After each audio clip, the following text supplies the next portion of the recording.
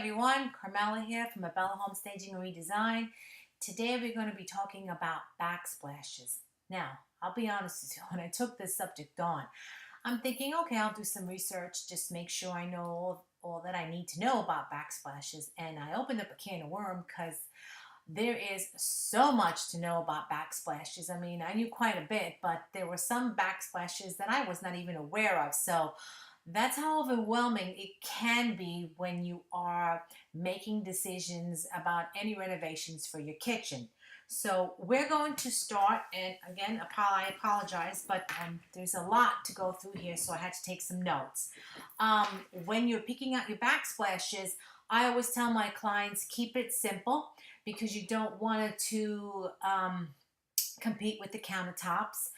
You kind of want it to have a nice flow, something that's going to blend in, unless you want your backsplash to really be the focal point. Most people want it to be the countertop. So keep in mind, where's your focal point? Is it more towards your backsplash or is it more towards your counter?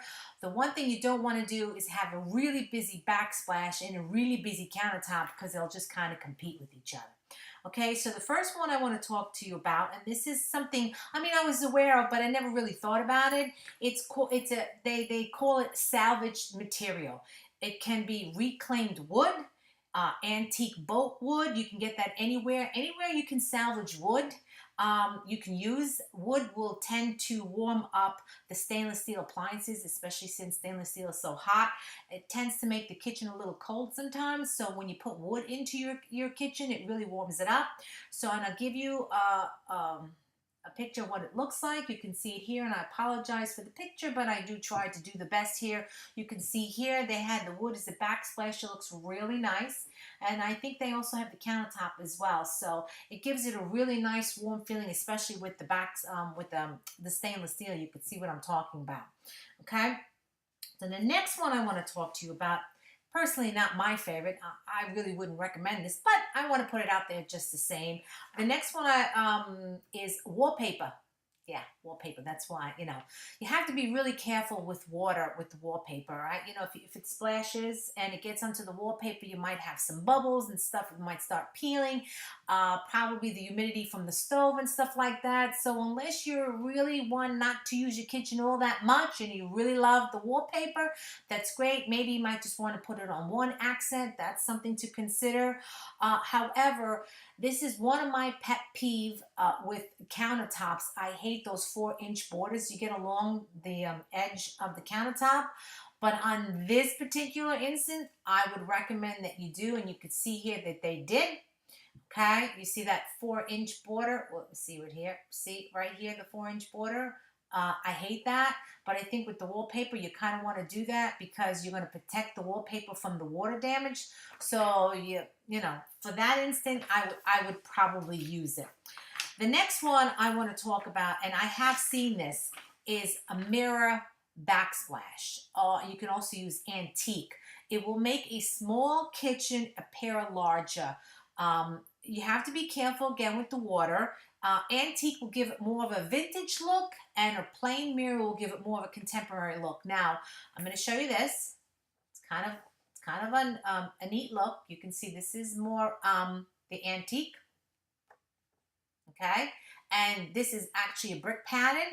I've seen it where it's just one sheet. You can do that. That might be a little bit better. You don't have to worry about the damage, water damage might do to the mirror. It's definitely a unique look. Whether or not it's going to go with all the buyers, I couldn't answer that. It all depends. If you love it, they may love it. Who knows?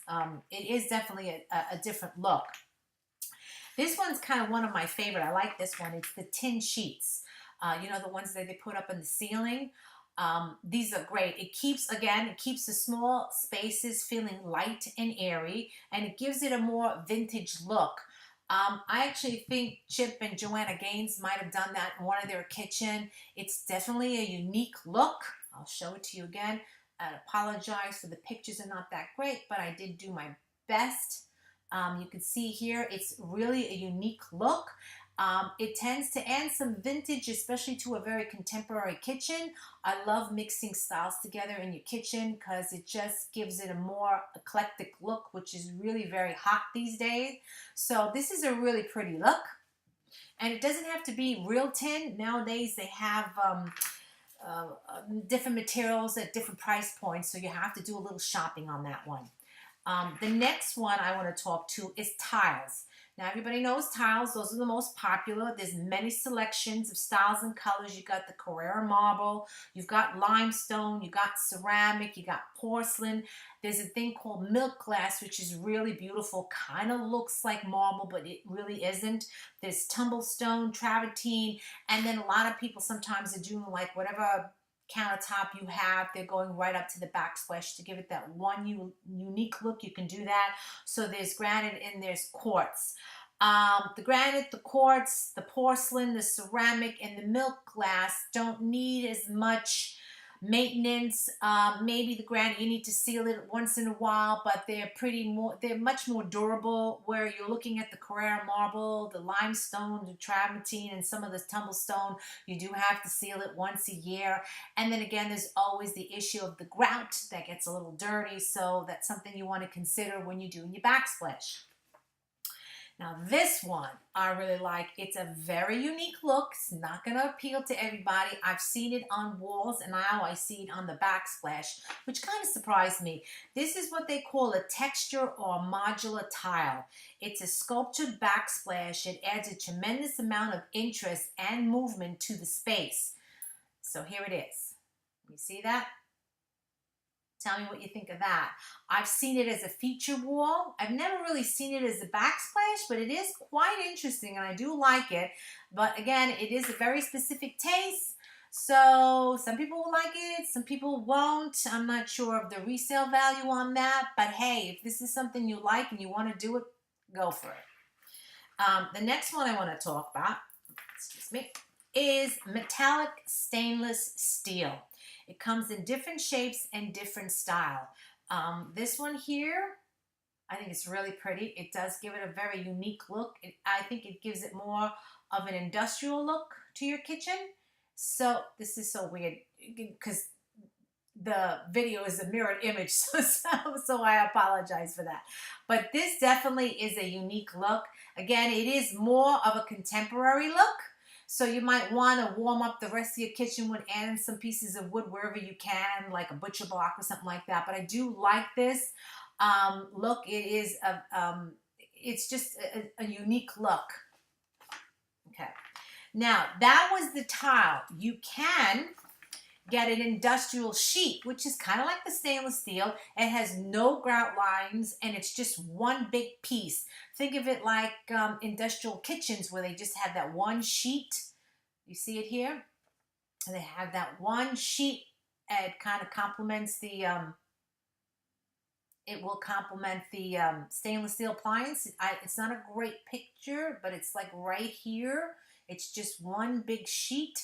It's nice. It's a really easy to clean. You just take your sponge and go to town, and you don't have to worry about the grout lines. You may have to worry about scratches, but really, how is your backsplash going to get scratched unless you have a cat who likes to go and scratch it? Otherwise, it should be really easy to maintain. This one is absolutely gorgeous, but it's copper tiles. The thing with copper, even though they seal it these days and they're a lot more durable and water solid, with as far as water and all that stuff, it's still copper. So I will tell you that over time it will patina.